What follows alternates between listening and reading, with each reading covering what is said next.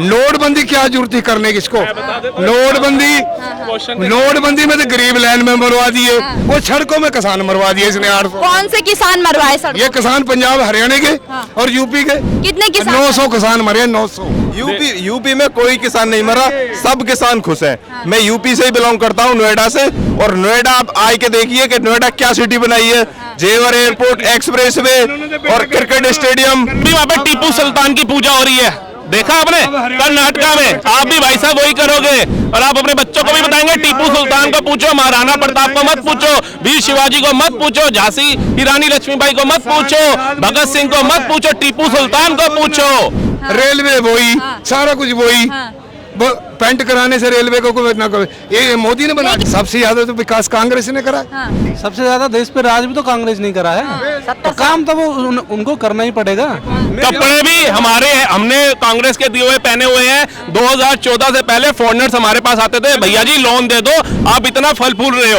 और 2014 के बाद हम कंगाल हो गए, अब हम 1-1 रुपया लोगों से उधार मांग रहे हैं और उधार की जिंदगी जी रहे हैं। अंकल जी के अगर विचारों पर चलेंगे तो। और अगर रही बात आप हमारे यूपी में देख लो, तो यूपी में तो आप सोचो ही मत क्राइम करने का।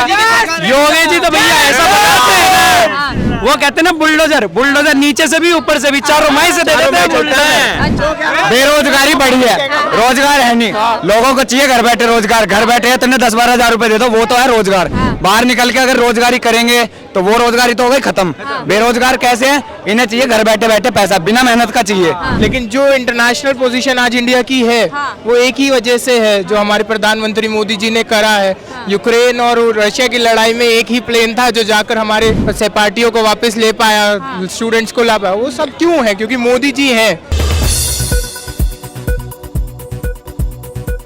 कांग्रेस के 5 काम गिना दीजिए। देखो पहले आप कांग्रेस। मैं मोदी के भी अच्छे काम गिनाता हूँ। नोटबंदी क्या जरूरत थी करने की इसको? नोटबंदी में तो गरीब लैंड में मरवा दिए, वो सड़कों में किसान मरवा दिए इसने 800। कौन से किसान मरवाए सड़कों? ये किसान पंजाब हरियाणा के और यूपी के। कितने किसान? 900 किसान मरे, 900। डाटा है आपके पास उनका? डाटा पे बात वही तो सिंगो बॉर्डर पे। मैडम ये कहते हैं नोटबंदी की, यूपी से तो हम भी बिलोंग करते हैं, कोई किसान नहीं मरा, कुछ भी। कोई नहीं मरा। नोटबंदी की क्या तो जरूरत? डाटा क्यों नहीं है? डाटा बताइए ना, डाटा तो बताना। पंजाब वालों ने बता दिया कि नहीं मरे, कहते हैं नहीं मरे, उन्होंने तो बता दिया। अब हरियाणा वाले बताए मरे नहीं मरे। यूपी में कोई किसान नहीं मरा, सब किसान खुश हैं। मैं यूपी से ही बिलोंग करता हूँ, नोएडा से। और नोएडा आप आए के देखिए कि नोएडा क्या सिटी बनाई है। जेवर एयरपोर्ट, एक्सप्रेसवे और क्रिकेट स्टेडियम। कर्नाटका में बीजेपी का। तभी वहाँ पे टीपू सुल्तान की पूजा हो रही है, देखा आपने कर्नाटका में। आप भी भाई साहब वही करोगे और आप अपने बच्चों को भी बताएंगे टीपू सुल्तान को पूछो, महाराणा प्रताप को मत पूछो, वीर शिवाजी को मत पूछो, झांसी की रानी लक्ष्मीबाई को मत पूछो, भगत सिंह को मत पूछो, टीपू सुल्तान को पूछो। आप बच्चों को भी एजुकेशन यही देंगे। अच्छा, एक बात सुनिए, ध्यान से सुनिए। इन्होंने आपसे पूछा कि आप कांग्रेस के 5 काम गिना दीजिए, तो आप गिनवा दीजिए ना। सब काम करे उसने। 5 गिनवा दीजिए। अभी सब पे नहीं जाते, सिर्फ 5 काम गिनवा दीजिए। क्या नहीं करा उन्होंने? आप 5 काम तो गिनवाइए। इनको पूछो नहीं इन्होंने क्या करा है। वो तो गिनवा रहे हैं, आप गिनवाइए। मैं बोल रहा हूँ रोड वही, रेलवे वही, सारा कुछ वही। पेंट कराने से रेलवे को कोई ना कोई, ये मोदी ने बना दिया। लेकिन जो मेरठ वाली जो रैपिड रेल चली है, आज जो तेजस पे मोदी जी घूम रहे हैं, वो भी कांग्रेस ने बनाया क्या? सबसे ज्यादा तो विकास कांग्रेस ने करा। सबसे ज्यादा देश पे राज भी तो कांग्रेस नहीं करा है, तो काम तो वो उनको करना ही पड़ेगा। ऐसी बात नहीं है कोई किसी भी पार्टी ने काम। अरे चाचा ये कह रहे ये पत्थर भी कांग्रेस ने लगाया है। भाई साहब ये कपड़े भी हमारे हैं, हमने कांग्रेस के दिए हुए पहने हुए हैं। 2014 से पहले फॉरेनर्स हमारे पास आते थे, भैया जी लोन दे दो, आप इतना फल फूल रहे हो। और 2014 के बाद हम कंगाल हो गए, अब हम 1-1 रुपया लोगों से उधार मांग रहे हैं और उधार की जिंदगी जी रहे हैं। अंकल जी के अगर विचारों पर चलेंगे तो। अंकल जी को नहीं चलेगा, जैसे दुर्योधन के पुत्र मोह में नहीं गिनवाएंगे, है ही नहीं। 5 काम गिनवा काम दीजिए। सारे कांग्रेस ने करे, हम गिनवाए क्या? एक-एक करके काम गिनवाइए ना। 2024 में कौन प्रधानमंत्री? नरेंद्र मोदी। नरेंद्र मोदी क्यों बनेंगे? अच्छे हैं, इतना बढ़िया काम कर रखा उन्होंने, वे तो बनेंगे। उनका क्या बढ़िया काम? आज के टाइम पे एक बताओ, कानून इतना सख्त हो चुका है, कोई भी आदमी कोई भी क्राइम करने से पहले 100 बार डरता है। और अगर रही बात आप हमारे यूपी में देख लो, तो यूपी में तो आप सोचो ही मत क्राइम करने का।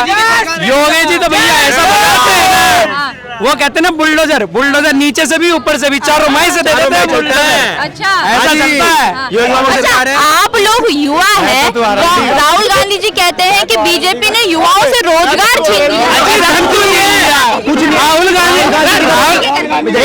राहुल गांधी जी का रोजगार छीन लिया ना, राहुल गांधी जी का रोजगार छिनाया। राहुल एक बार बताओ, पहले के युवा पढ़ ही नहीं रहे थे, अब पढ़ने लग गए, तो अब एक बार बताओ इतने ज्यादा युवा हो गए हैं ना पढ़े लिखे, तो रोजगार तो पहले से ही कम है, और इतने ज्यादा युवा हो चुके हैं पढ़े लिखे, तो उस वजह से सेम रह रहा है। प्राइवेट अडानी के पास गए, सुनिए मेरी बात है, अडानी ने कम ये ले ली वो ले ली खरीद ली, तो मैं आपके माध्यम से ये कहना चाहता हूँ कि कौन सा अडानी ने अभी तक, ठीक है, खरीद लिया, खरीदा तो कोई नहीं है, लीज पे है। लीज क्या होता है आप बताएं, क्या होता है लीज?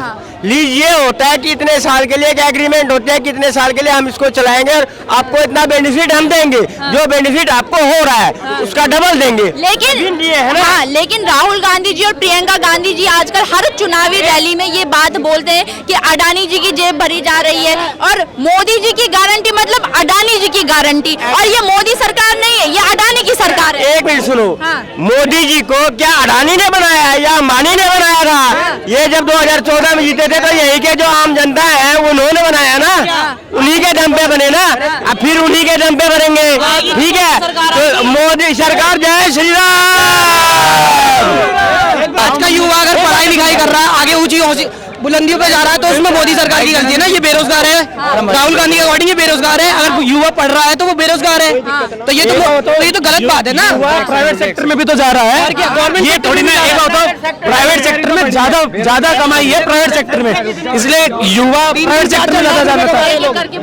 इवन तो हम खुद भी युवा हैं और हम खुद भी कमा रहे हैं, और हम प्राइवेट सेक्टर से कमा रहे हैं। गवर्नमेंट सेक्टर में हमें पैसा नहीं मिल रहा, इसलिए हम नहीं जा रहे, हम प्राइवेट सेक्टर में जा रहे हैं, इसलिए मजा आ रहा है प्राइवेट सेक्टर में। और आज का युवा कौन कह रहा है बेरोजगार है? बताओ कौन कह रहा है बेरोजगार? राहुल गांधी जी। राहुल गांधी बेरोजगार है। आप राहुल गांधी वाले हो? नहीं, एक बार बेरोजगारी बढ़ी है, मैं बताऊंगा, बेरोजगारी बढ़ी है, रोजगार है नहीं, लोगों को चाहिए घर बैठे रोजगार, घर बैठे तुमने 10-12 हजार रुपए दे दो, वो तो है रोजगार। बाहर निकल के अगर रोजगारी करेंगे तो वो रोजगारी तो हो गई खत्म। बेरोजगार कैसे है? इन्हें चाहिए घर बैठे बैठे पैसा, बिना मेहनत का चाहिए, ठीक है? वही होती है इनकी नजरों में बेरोजगारी। बिना आप युवाओं के पास अगर रोजगार है तो फिर क्यों बार बार विपक्ष बोलता है कि देश का रोजगार खत्म हो? पहली बात सुनो, विपक्ष के पास इसके अलावा कोई काम ही नहीं है ना बोलने के अलावा। एक बात बताओ, उन पे इलेक्शन जीता नहीं गया, उन पे कुछ काम हुआ नहीं, तो अब उनके पास कहीं कुछ तो उठाएंगे ना, तो ये उठा रहे हैं। अभी तक वो थोड़ी देर पहले राम मंदिर उठा रहे थे, अभी ये रोजगार उठाने लगे। एक काम कर दिया, ये भी हो जाएगा। इस इलेक्शन के बाद उनके पास और कुछ भी नहीं बचेगा। राम मंदिर की आपने बात की, उस पर भी विपक्ष कह रहा है कि राम के नाम पे राजनीति करते हैं मोदी जी। अरे राजनीति है तो ये राजनीति चलती रहनी चाहिए, अगर ये राजनीति और हम चाहते हैं ये चले, और हम चाहते रहेंगे ऐसा चलता रहे, और हम चाह रहे हैं कि ऐसा ही होए, हम कुछ भी होए, अगर हम फिर भी सपोर्ट मोदी जी का और योगी जी का ही करेंगे। राजनीति से देश का हित होता है तो ऐसी राजनीति होती होनी चाहिए, होती रहनी चाहिए, परमानेंट होती रहे। हम तो योगी और मोदी के ही सपोर्टर हैं, और अरे काम उन्होंने करा तो सपोर्ट भी तो उन्हीं का करेंगे। लेकिन कहते हैं कि काम तो 70 सालों में हुआ था जब कांग्रेस की सरकार थी, और मोदी जी अपने नाम का ठप्पा लगा देते हैं। अच्छा, कौन सा काम हुआ तुम बताओ, गिनवा सकते हो? नहीं, वे तो नाम का ठप्पा लगाने के लिए भी दिमाग चाहिए, जो मोदी जी के पास है, इनके पास नहीं है। अगर उनके पास होता वो लगा लेते ठप्पा, तो सबसे बड़ी यही है। अच्छा, उन्होंने कुछ करा होता तो वो ठप्पा लगा लेते, जब नहीं करा तभी तो नहीं लगा पाए। और आजकल तो मोदी जी को पनौती बोला जा रहा है। अरे कौन बोल रहा है? देखा नहीं क्या आपने वीडियो नहीं देखा? अब मेरे से ऊपर की कोई चीज होगी तो मैं उसकी बुराई तो करूंगा, उसकी तारीफ तो करूंगा। अपने औकात की बात नहीं होती है, औकात से बाहर की चीजों के। एक बार बताओ, अगर मेरी औकात 5 रुपए की है, मैं 100 रुपए की चीजों को तो ये कहूंगा ना कि नहीं है बेकार है, ये यही बोला जाएगा ना।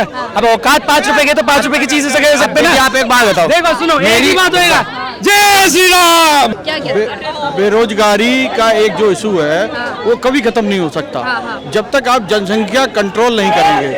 आने वाले भविष्य में मोदी जी लाने वाले हैं, इसके समर्थन के लिए आप लोगों से भी रिक्वेस्ट है, एक मुहिम चलाइए।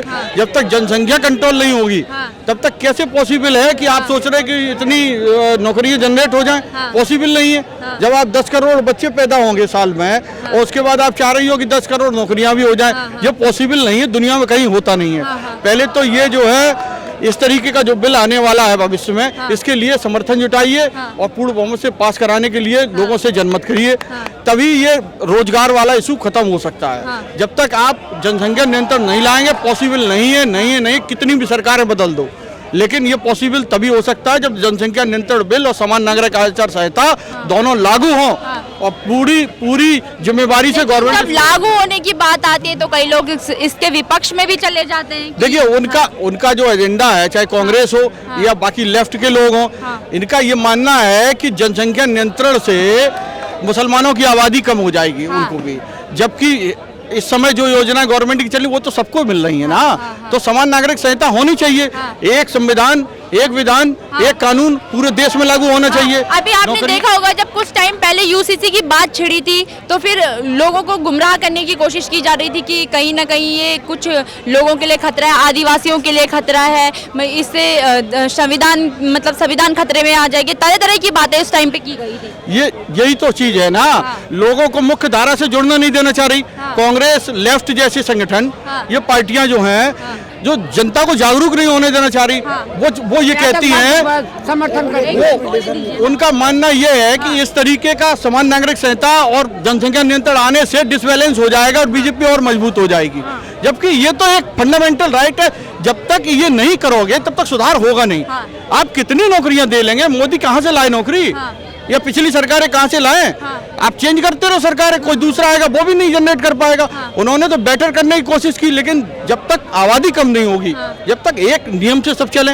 अब ये क्या है कि वोट अलग दे रखा है, हिंदू एक्ट अलग है, मुस्लिम को सारे राइट है, ये नहीं चलेगा ना। अभी इसमें राजनीति कर रहे हैं, बरगला रहे हैं कुछ लोग, तो ये चीज पॉसिबल नहीं है। जब तक एक समान, चाहे हिंदू हो मुसलमान हो, इस देश में रहने वाला हर व्यक्ति हिंदुस्तानी है, और हिंदुस्तानी होने के लिए जो एक व्यक्ति पे जो कानून लागू हो रहा है वही सभी जातियों, सभी धर्मों पे लागू होना चाहिए। मगर यहाँ पर सरकार ने कांग्रेस जैसी कुटिल जो पार्टी है और भ्रष्ट भी है, उसने पहले से ही इस तरीके के बीज डाल दिए हैं। आप उनको कुटिल और भ्रष्ट कह रहे हो, अपने आप को राष्ट्रवादी पार्टी कहती है। राष्ट्रवादी नहीं है। राष्ट्रवादी अगर होते तो एक देश में 2 संविधान, 3 संविधान, अलग अलग कानून सब धर्मों को नहीं दिए जाते। आप भी समझ रही हो, ऐसा पॉसिबल नहीं है कि एक देश में इतने लोग रह रहे हैं और सबको अलग अलग तरीके से उन्होंने मेजर किया है।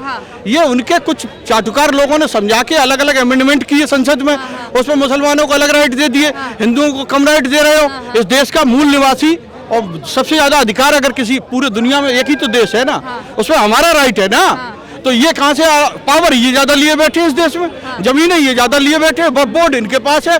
किस बात का वक्फ बोर्ड? हिंदू बोर्ड कहाँ है? आप ये बताइए, हिंदू बोर्ड कहीं आपने सुना जिसके पास जमीनें हैं पूरी हिंदुस्तान में? नहीं है ना। इनको वक्फ बोर्ड किस बात का दे रखा? इस देश में रह रहे हो, इस कॉन्स्टिट्यूशन के हिसाब से आपको वक्फ बोर्ड की अलग से जरूरत कहाँ है? क्यों आपको जो है अलग से जमीनें चाहिए, अलग से मस्जिद चाहिए? आपको सारे राइट जो हिंदू को है वो होने चाहिए ना। आप 4 शादी कर सकते हो, क्यों कर सकते हो? जब हमको एक शादी का राइट है, या हमारा कॉन्स्टिट्यूशनल राइट है, या हमको उसके बाद डिवोर्स की स्थिति में क्या होता है, तो हम तो इनके पास शरिया का हिसाब चलेगा। कुछ मामलों में तो ये शरिया चलाते हैं, जहाँ इनको नुकसान होता है वहाँ पे ये शरिया में चले जाते हैं। वैसे कॉन्स्टिट्यूशन मानते हैं साहब, लड़ाई का कोई इशू हो, विवाद का इशू हो, उसमें साहब हम संविधान मानेंगे। बाकी जहाँ इनके हित सुरक्षित है वहाँ पे ये शरिया के नियम लागू कर देते। हमारे तो धर्म में, इस्लाम में ये है। अरे इस्लाम में जो अगर सारे राइट चाहिए सऊदीया चले जाओ ना। सऊदीया किसने रोका है? 57 मुस्लिम कंट्री हैं। आप कहीं भी जाइए, वहाँ के रूल फॉलो करिए। इंडिया में रह के और आप शरिया चलाएंगे, पॉसिबल नहीं है। तो 24 में कौन आ रहा है? 24 में मोदी जी आ रहे हैं। आ जाएंगे? बिल्कुल श्योर। आएंगे क्या मोदी जी? बिल्कुल आएंगे। क्यों आएंगे? आप देखिए, हम अगर इस चीज़ को 2 तरीके से देखें, इंटरनेशनल पॉलिटिक्स और नेशनल पॉलिटिक्स। मैं ये नहीं कहूँगा नेशनल पॉलिटिक्स में जो हुआ, जितना हुआ पिछले 10 सालों में सब सही है, लेकिन जो इंटरनेशनल पोजीशन आज इंडिया की है वो एक ही वजह से है, जो हमारे प्रधानमंत्री मोदी जी ने करा है। यूक्रेन और रशिया की लड़ाई में एक ही प्लेन था जो जाकर हमारे सहपाठियों को वापस ले पाया, स्टूडेंट्स को ला पाया, वो सब क्यों है? क्योंकि मोदी जी है। नेशनल पॉलिटिक्स में बहुत सारे इश्यूज हैं, उसके लिए अगले 10 साल की काम करेंगे।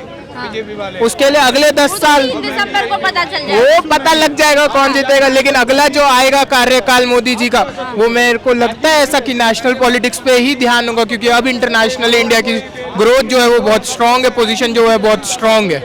जी, थैंक यू।